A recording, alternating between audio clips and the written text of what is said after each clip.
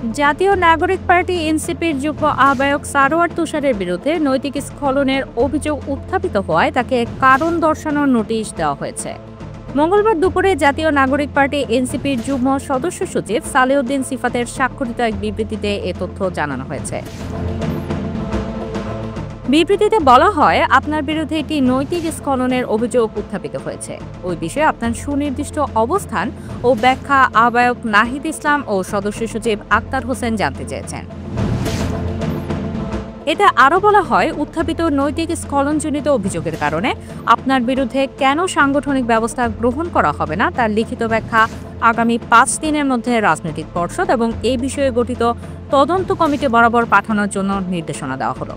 এতে আরও বলা হয়, বিষয়টি নিষ্পত্তি হওয়ার পূর্ব পর্যন্ত আপনাকে দলের সব সাংগঠনিক কার্যক্রম থেকে বিরত থাকার জন্য আহ্বায়ক ও সদস্য সচিবের যৌথ নির্দেশনা মোতাবেক নির্দেশনা দেওয়া হলো।